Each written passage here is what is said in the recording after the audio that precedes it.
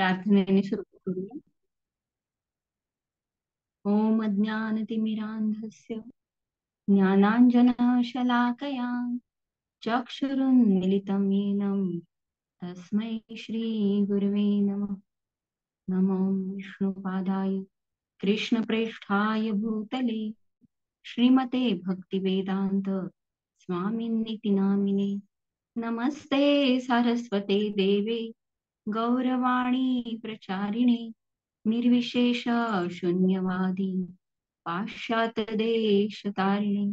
जय श्री कृष्ण चैतन्य प्रभु नित्यानंद श्री अद्वैत गदाधर श्रीवासादि गौर भक्तवृंद. हरे कृष्णा कृष्णा कृष्णा हरे हरे, हरे राम राम राम हरे हरे. हरे कृष्णा. तर आज आपण ज्ञान विज्ञान योग अध्याय क्रमांक 7 यामधील 29वा श्लोक पाहणार आहोत. जरा मरण मोक्षाय मामाश्रित्य यतन्ति ये ते ब्रह्म तद्विदुः कृत्स्नम् अध्यात्मं च कर्म च अखिलम्. अर्थ, जरा मरणातून मुक्त होण्याकरता प्रयत्न करणारे जे बुद्धिमान मनुष्य आहेत ते माझ्या भक्तीद्वारे माझा आश्रय घेतात. वास्तविकपणे ते ब्रह्म आहेत, कारण त्यांना आध्यात्मिक क्रियांचे संपूर्ण ज्ञान आहे. तात्पर्यामध्ये श्रील प्रभुपाद म्हणतात, जन्म मृत्यू जरा आणि व्याधी या भौतिक शरीराला पीडा देतात, परंतु आध्यात्मिक देहाला जन्म मृत्यू जरा व्याधी नसते. म्हणून जो आध्यात्मिक देहाची प्राप्ती करतो तो भगवंतांचा एक पार्षद बनतो आणि शाश्वत भक्तियोगामध्ये परायण झाल्यामुळे तो खऱ्या अर्थाने मुक्त असतो. आता म्हणजे मी तात्पर्य पुढचं वाचते नंतर.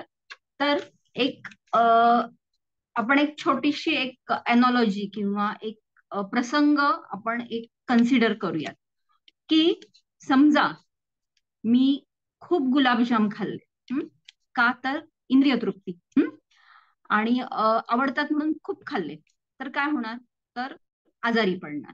बरं, आजारी पडलं आणि त्यातनं खूप अशी अवस्था आली की ऍडमिट करायला लागलं. तर तेव्हा कसं होतं, आपण जेव्हा हॉस्पिटलमध्ये ऍडमिट होतो तेव्हा युजली आपण पाहतो की कितीही छान साडी घातलीये किंवा खूप छान ड्रेस घातलाय तरी सुद्धा आपल्याला तिथे गेल्यानंतर हॉस्पिटलचे कपडे ते देतात, आणि एक बेड फिक्स करून तिथे ऍडमिट करायला लागतं.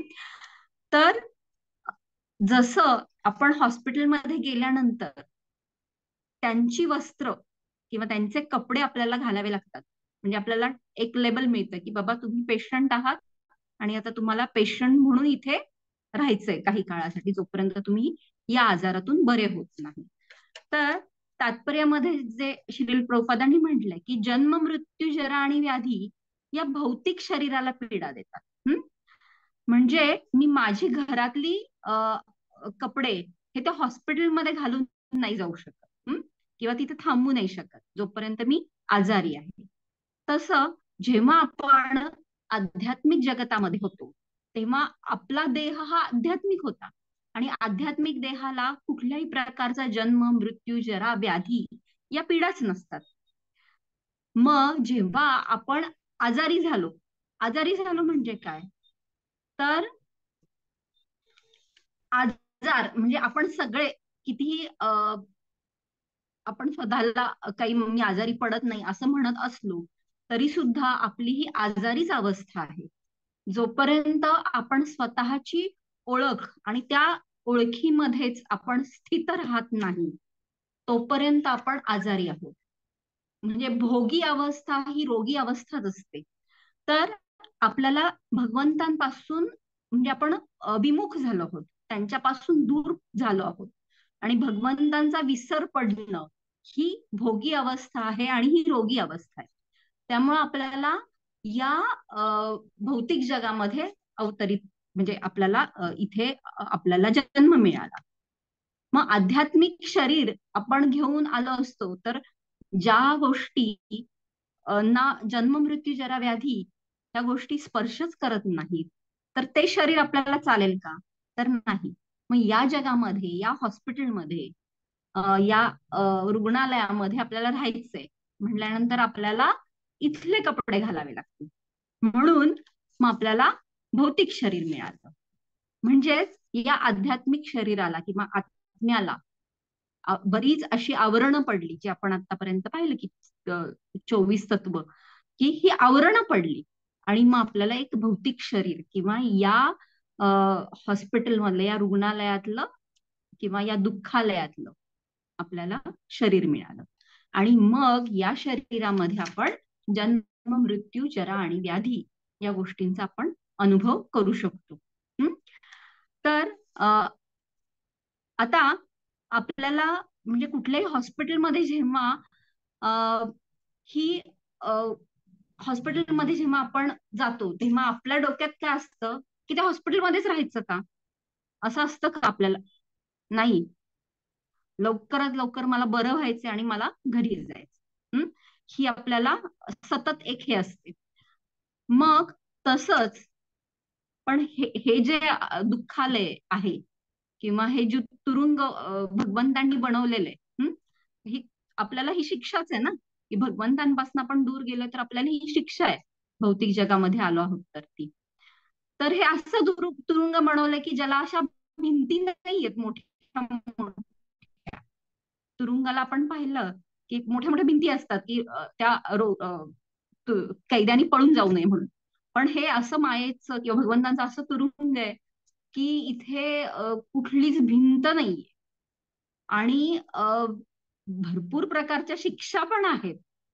परंतु तरी सुद्धा ते आपण पाहतो ना की आपली अवस्था की अशी झाडाच्या फांदीला आपण लटकलो आहोत, खाली पडलं तर विहीर आहे आणि तिथे झाडाच्या इथे असं एक साप आहे, तरी सुद्धा आपलं लक्ष कुठे आहे तर ते मध त्या मधमाशीच्या पोळ्यातनं मध पडतोय आणि ते मध चाखणं अशी आपली अवस्था राहते. म्हणजे आपण काय छोट्या छोट्या सुखांसाठी या मोहजालामध्ये इतकं अडकलेलो आहोत की बिन भिंतीच्या तुरुंगातनं बाहेर पडण्याची आपली इच्छाच होत नाही.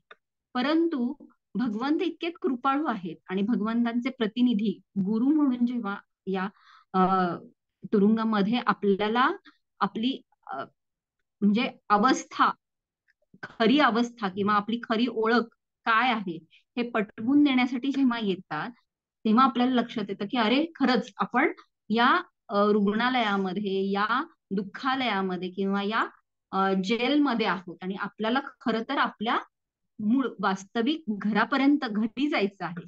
ही ओळख जेव्हा आपल्याला शास्त्र, भगवंत, गुरु हे करून देतात तर तेव्हा आपल्याला ती ओळख पटते आणि मग आपल्याला लक्षात येतं की हा आपल्याला ते मूळ शरीर प्राप्त करायचंय.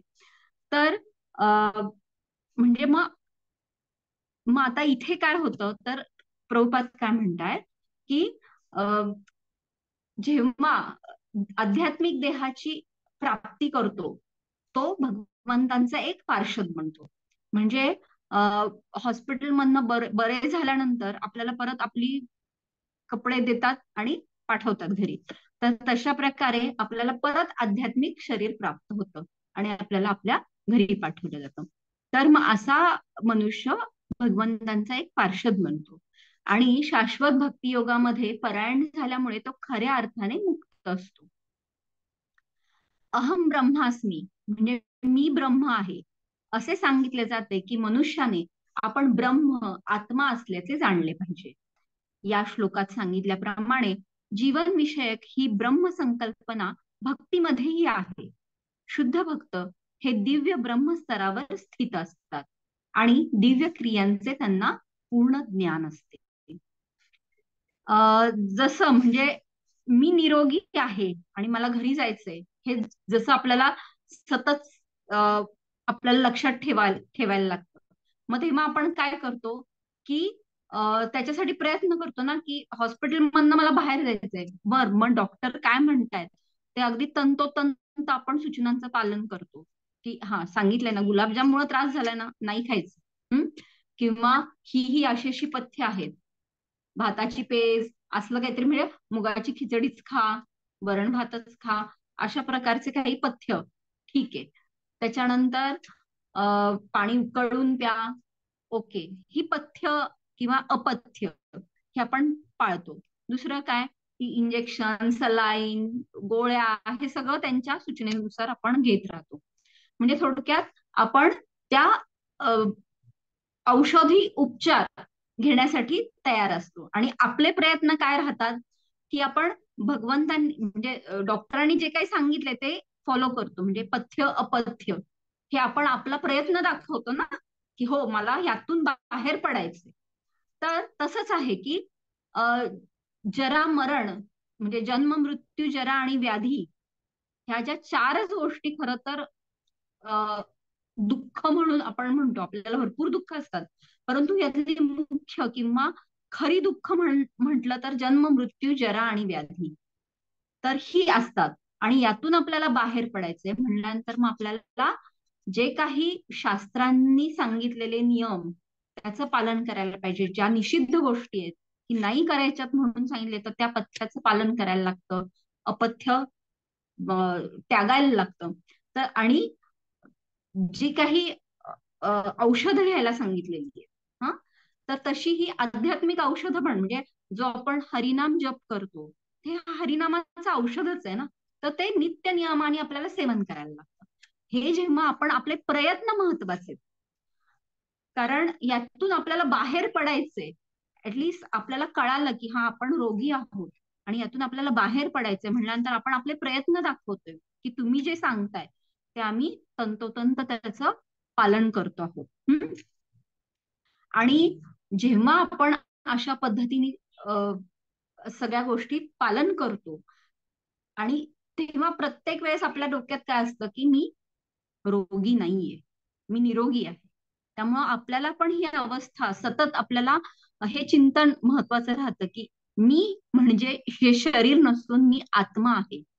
आणि सगळ्या वेदांचं पण सार तेच आहे की अथातो ब्रह्म जिज्ञासा, म्हणजे किंवा अहम ब्रह्मास्मी, मी ब्रह्म आहे, हे जेव्हा आपल्याला सातत्यानं स्मरण राहील, तेव्हाच आपण पथ्य अपथ्य, गोळ्या, औषध, ह्या गोष्टींचं वरचेवर आपण त्याचं सेवन करत राहू. आणि ते हा जेव्हा आपण प्रयत्न करू, तेव्हा मग भगवंत काय म्हणतायत की ते असे असे जे भक्त आहेत, हा, तर ते वास्तविकपणे ब्रह्म आहेत, कारण त्यांना आध्यात्मिक क्रियांचे संपूर्ण ज्ञान असते. तर ह्याच्यामध्ये दुसरं अजून काय सांगितलंय, की माझ्या भक्तीद्वारे माझा आश्रय घेतात. म्हणजे असं नाहीये की फक्त आपण प्रयत्न करतोय, पण आपल्याला कोणीतरी सांगतंय प्रत्येक वेळेस. म्हणजे आपण हॉस्पिटलमध्ये आपण विश्वास कुणावर ठेवतो, तर तिथले डॉक्टर्स, तिथले नर्स, म्हणजे जे अधिकृत व्यक्ती आहेत त्यांच्यावरती विश्वास ठेवतो.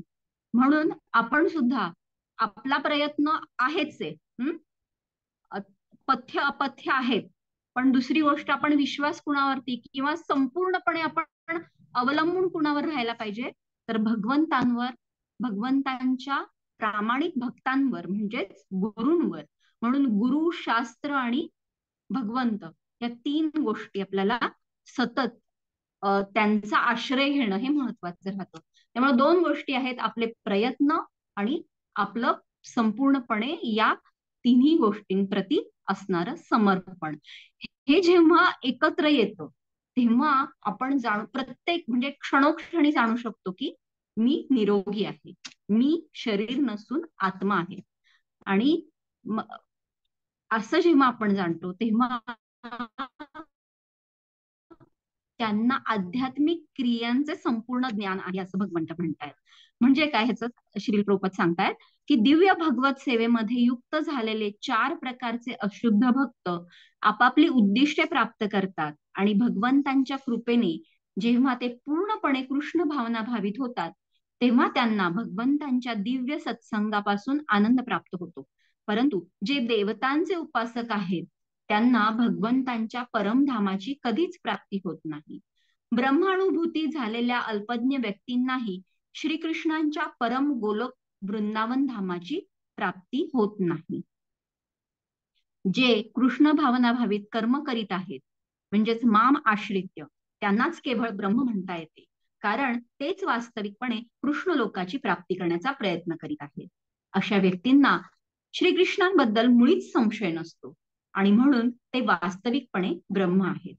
केवळ भौतिक बंधनातून मुक्त होण्याकरता जे भगवंतांच्या अर्चविग्रहाची आराधना करण्यात परायण झाले आहेत किंवा भगवंतांवर ध्यान करण्यात मग्न झाले आहेत, त्यांना सुद्धा भगवंतांनी पुढील अध्यायामध्ये सांगितलेल्या ब्रह्म, अधिभूत इत्यादींचे तात्पर्य कळते.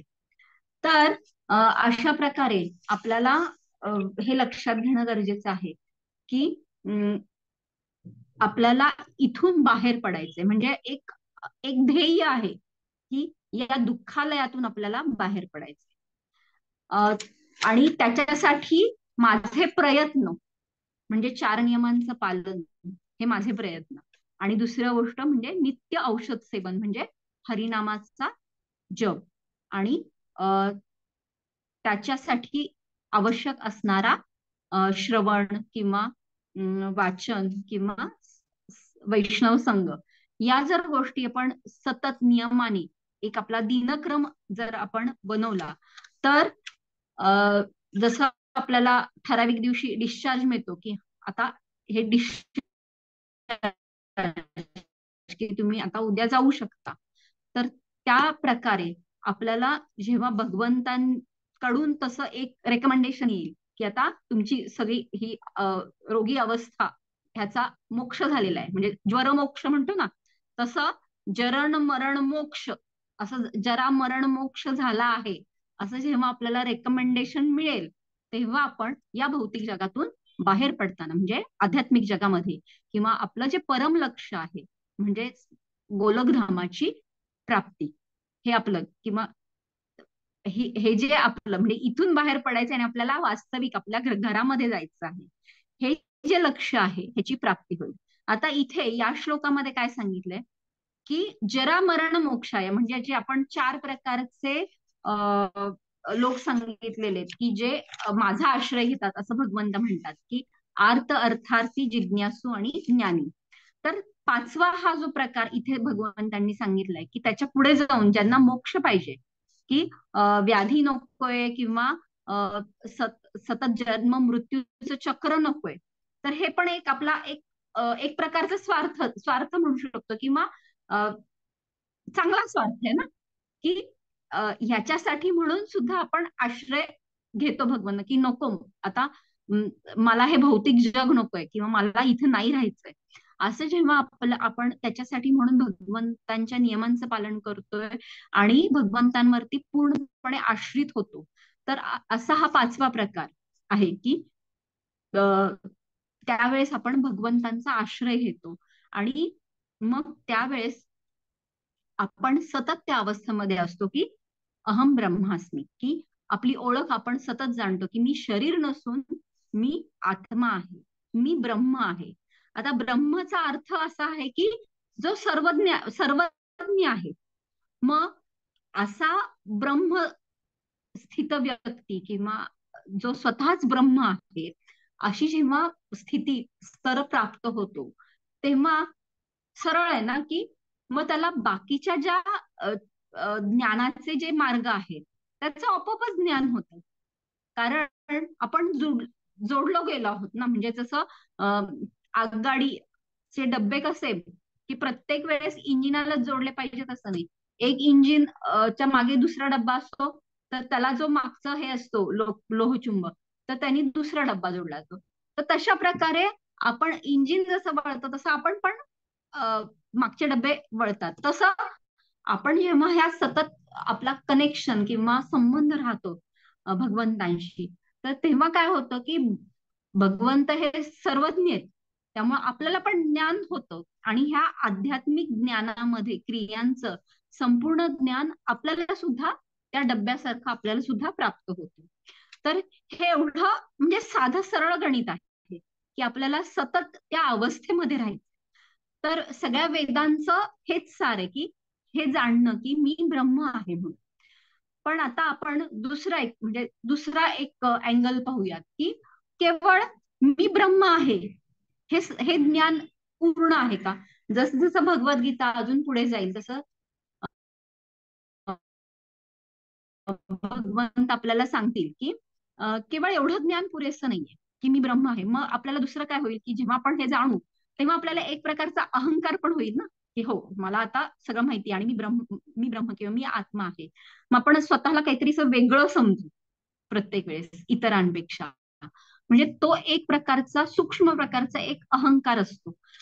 तर त्याच्या पुढे जाऊन आपल्याला आपली स्थिती काय म्हणून ओळखायची आहे, तर मी ब्रह्म आहे परंतु मी परब्रह्माचा एक अंश आहे. हं? त्यामुळं म्हणजे सूर्य आणि सूर्याचा एक किरण, हं? तर तशी माझी अवस्था आहे. त्यामुळं परब्रह्माचं ज्ञान हे महत्वाचं आहे. म्हणजे थोडक्यात काय की जीव आणि परमात्मा किंवा भगवंत श्रीकृष्ण ह्यांचा मी एक अंश आहे हे जाणणं हे फार महत्वाचं आहे. कारण हा संबंध महत्वाचा आहे. नुसतं केवळ मी आत्मा आहे, मी जीवात्मा आहे एवढं ज्ञान पुरेसं नाहीये. तर मी त्या परमात्म्याचा म्हणजे एक अंशरूप एक गोष्ट आहे. मग दुसरं अजून काय जाणू शकतो आपण, की मग त्या अवस्थेमध्ये आपण जेव्हा बाकीच्या सृष्टीमध्ये म्हणजे अ, या भौतिक जगामध्ये जे अजून रोगी आहेत आपल्यासारखे, तर त्यांच्याकडे जेव्हा आपण पाहतो तेव्हा तेव्हा पण आपण हे जाणतो की अरे ते सुद्धा ब्रह्म आहेत. हं?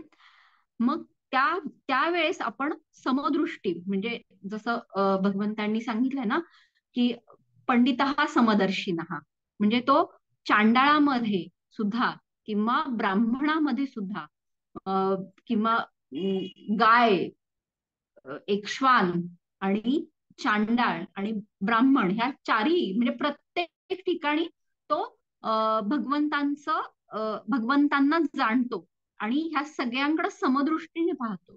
तर तेव्हा ती स्थिती येते की मी ब्रह्म आहे पण बाकीचे सुद्धा ब्रह्म आहे. हं? आणि त्या स्वरूपामध्ये आपण प्रत्येक जीवसृष्टीमधील प्रत्येक गोष्टीला जाणतो आणि त्यावेळेस आपण हेही जाणतो की माझं परब्रह्माशी किंवा भगवंतांशी काय कनेक्शन आहे. तर मूळ कारण काय आजारी पडण्याचं, मी गुलाबजाम खूप खाल्ले, बरोबर. मग इथे काय मूळ कारण आहे की मी भगवंतांपासून विमुख झाले. हं? विमुख का झालं तर काय आडवा आला तर अहंकार. हं? म्हणजे भोगी वृत्ती की एक स्पर्धात्मक आपण हे करायला गेलो ना की नाही भगवंतांचंच का हे करायचं, मला पाहिजे म्हणजे माझी इच्छा आहे की मला मला हे सगळ्या सृष्टीचा भोग घ्यायचा आहे. म्हणजे ही भोगी वृत्ती किंवा हा अहंकार आला. आणि तिथून आपल्या पतनाला सुरुवात झाली. तर हा अहंकार म्हणजे हे जेव्हा आपल्याला अहंकारापासून आपण किंवा अहंकाराला जेव्हा आपण परिवर्तित करतो किंवा अहंकारापासून आपण या खोट्या अहंकाराला जेव्हा आपण खऱ्या अर्थानं मारतो तेव्हा खऱ्या अर्थानं आपण परत निरोगी अवस्थेकडे जाण्याचा प्रयत्न करतो. त्यामुळे आपण रोगी का झालो आहोत तर हा अहंकार आहे की मी का नाही भोगता किंवा मला या सगळ्या गोष्टींचा भोग घ्यायचा आहे. मग तो खरा अहंकार आपल्याला मारला पाहिजे. मग त्यासाठी केवळ अहम ब्रह्मास्मी ही एवढीशी म्हणजे आहे ही ओळख बरोबर पण अपूर्ण ओळख आहे. दुसरी ओळख काय तर मी त्या परब्रह्माचा सेवक आहे, ही खरी आपली ओळख आहे. आणि हा खरा आपला अहंकार पाहिजे की दास वृत्ती किंवा सेवक दासानुदास ही जेव्हा आपली खरी ओळख किंवा हा खरा अहंकार जेव्हा आपल्याला जागृत होतो ना तेव्हा आपण पूर्णपणे निरोगी होतो. आणि त्या अवस्थेमध्ये आपण सतत भगवंतांचं म्हणजे जसं आपण म्हणू शकतो ना की हॉस्पिटलमधनं मी घरी गेले पण तिथे काय करणार आहे, परत गुलाबजाम खाल्ले तर परत हॉस्पिटलमध्ये. तर त्यासाठी लक्षात काय ठेवायचंय की मला पथ्य अपथ्य हे सतत आचरण करायला पाहिजे, तर मग मी परत इकडे येणार नाही म्हणल्यानंतर आपल्याला सुद्धा त्या गोष्टी करायच्यात. मग ही नकारात्मक गोष्ट आहे का, अरे हे खायचं नाही, अरे ते खायचं नाही, ही नकारात्मक गोष्ट नाहीये. म्हणजे केवळ ब्रह्म आणि परब्रह्म ह्याचं ज्ञान झालं आणि आता मला भगवंतांचा भगवंतांच्या इथे जायचंय, पण तिथे जाऊन काय करणार, तर तिथे काय करणार ह्याची जर स्पष्ट कल्पना असेल तर मग परत आपण या भौतिक जगामध्ये येण्याचं कारणच नाही. म्हणजे काय की मग तिथे आपण आपली ओळख कशी आपली असली पाहिजे की नाही, मी भगवंतांचा दास दास दासानुदास आहे. मग ही ओळख ही नकारात्मक गोष्ट आहे का, तर नक्कीच नाही, तर ती सर्वोच्च किंवा सर्वात आनंददायी परिस्थिती आहे. म्हणजे थोडक्यात काय की आता समजा अं, आपल्या बऱ्याच जणांचं मुलं कदाचित हॉस्टेलला असतील किंवा काही वर्षांनी बाहेर राहायला जातील किंवा थोडक्यात काही गावाला समजा 1-2 महिने गेली गावाला आणि परत आली, तर आपला आनंद कसा असतो की आलायस तू घरी किंवा तू आलीयस घरी, तर मग आपण हॉटेलमध्ये जाऊया. हं? तर कदाचित ह्या गोष्टीने आनंद मिळेल, पण दुसरी अजून त्याच्यापेक्षा जास्त आनंददायी गोष्ट काय राहील, म्हणजे हॉटेलमध्ये जाऊन तू पण उपभोग घे, मी पण उपभोग घेते. तर ह्याच्यापेक्षा अजून सर्वोच्च अवस्था काय असेल, तर नाही, साधी भाजी भाकरी का होईना पण मी माझ्या हाताने तुला करून खाऊ घालेन. तर याच्यामध्ये जो आनंद असतो तो परमानंद असतो ना. म्हणजे आपण एक प्रकारे आपण आपल्या मुलाची सेवा करतो, पण ती सेवा आपल्यासाठी एक ओझं असतं का, तर नाही, तर तो सर्वोच्च आनंददायी स्थिती असते. तर तसंच आपल्याला ब्रह्म या अवस्थेमध्ये ओळख आहे, पण दास ही जेव्हा आपण एक लेबल चिकटवून घेतो, तेव्हा आपण सेवा करणं आणि भगवंतांना त्या त्या त्या रसामध्ये म्हणजे वात्सल्य भावामध्ये सेवा करणं किंवा माधुर्य रसामध्ये सेवा करणं, दास्य रसामध्ये, शांत रसामध्ये, साख्य रसामध्ये भगवंतांची एक प्रकारे सेवा करणं म्हणजे थोडक्यात भगवंतांना आनंद देणं आणि त्यासाठी आपण सतत कृतिशील असणं, ही जी अवस्था आहे ही सर्वोच्च आनंददायी अवस्था आहे. आणि त्या स्थितीमध्ये असं जर आपण सतत राहू, तर कशाला परत अपथ्य गोष्टींचं किंवा हा जो मिथ्या अहंकार आहे की मला उपभोग घ्यायचा आहे, ह्या गोष्टीचा विसर आपोआपच म्हणजे तो विचारच गळून पडेल आणि आपण सतत त्या निरोगी अवस्थेमध्ये राहू आणि सतत भगवंतांचं जे सानिध्य त्याच्याही पुढे जाऊन भगवंतांच्या भक्तांची सेवा करण्याचा सर्वोच्च आनंद आपण सतत उपभोग त्याचा घेऊ. आणि या सेवेमधला आनंद जेव्हा आपण सतत घेऊ तेव्हा आपण बाकीचे जे काही आध्यात्मिक क्रियांचे जे ज्ञान आहे त्याचं आपल्याला आपोआपच ज्ञान होईल ना, की आपल्याला अजून काही वेगळं सांगण्याची गरज नाही पडणार आहे की हे असं केलं तर भगवंतांना आनंद होईल. तर त्या स्थितीमध्ये आपण सतत त्या गोष्टी अनुभूती घेत राहू आणि मग परत या दुःखालयामध्ये या रुग्णालयामध्ये येण्याची वेळच येणार नाही. त्यामुळे आपल्याला काय करायचंय, तर आपल्या मिथ्या अहंकाराला किंवा खोट्या अहंकाराला आपल्याला मारायचंय आणि त्याचं परिवर्तन काय करायचंय, तर आपल्या खऱ्या अहंकाराला जागृत करायचंय. तर म्हणजे आपण मी किंवा अहम ब्रह्मास्मी म्हणजे अहम ह्या गोष्टीला आपण मारू नाही शकत. म्हणजे मी पण आपण मारू नाही शकत, पण आपण काय काय उपाधी मारू शकतो, तर मी भोगता नाहीये, मी दास आहे. म्हणजे आपण आपली उपाधी किंवा आपलं जे मानसिकता आहे किंवा आपला जो चेतना आहे ती आपण परिवर्तित करू शकतो. आणि त्या प्रकारे आपण या आणि तो जो म्हणजे मी भगवंतांचा दास आहे, मी भगवंतांच्या दासाचा दास आहे, हा जो अहंकार आहे तर हा सर्वोच्च अहंकार आहे आणि तो म्हणजे नित्य आनंददायी अहंकार आहे. म्हणजे जसं हनुमानजींना हनुमानजींनी स्वतःची ओळख कशी सांगितली, की मी रामदास म्हणून, रावणाला कशी ओळख, मी रामदास आहे. आणि मग त्यावेळेस त्यांनी रावणाच्या पेक्षा सुद्धा वरचं स्थान, म्हणजे शेपटीने हे करून वर सर्वोच्च स्थानावरती बसले. तर अशी आपली अवस्था असली पाहिजे, की आपण सतत रामदास, कृष्णदास, दास, दासानुदास, ही आपली सतत त्या अवस्थेमध्ये आपण स्थित असणं गरजेचं आहे. आणि मग त्या अवस्थेमध्ये आपण जरामरण मोक्षाय ही अवस्था आपण कधीच पार केलेली असेल. तर अशा प्रकारे आपल्याला लक्षात ठेवायला पाहिजे, की आत्ता आपण आहोत या रुग्णालयामध्ये, त्यामुळं शेजारचे सुद्धा रोगीच आहेत, ते सुद्धा याच व्याधींनी ग्रस्त आहेत, हे जाणलं पाहिजे. आणि मग त्या प्रकारे आपण त्यांच्याकडे सुद्धा आपण आपला भाव हा करुणा भाव असला पाहिजे. किंवा रुग्णालयात जाऊन आपण असं नाही म्हणू शकणार ना, की अहो त्या पेशंटकडे त्याचे नातेवाईक खूप येत आहेत आणि मला खूप त्रास होतो.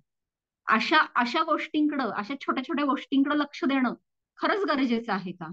की ठीक आहे, तो पण आजारी आहे, मी पण आजारी आहे, माझं काम काय आहे, की इथून बाहेर पडायचंय आणि शक्य होईल तेवढं बाकीच्यांना पण सांगायचंय, की अरे तुम्ही पण आजारी अवस्थेत आहात, अशी अशी पथ्य पाळा, तुम्ही पण यातनं बाहेर पडा.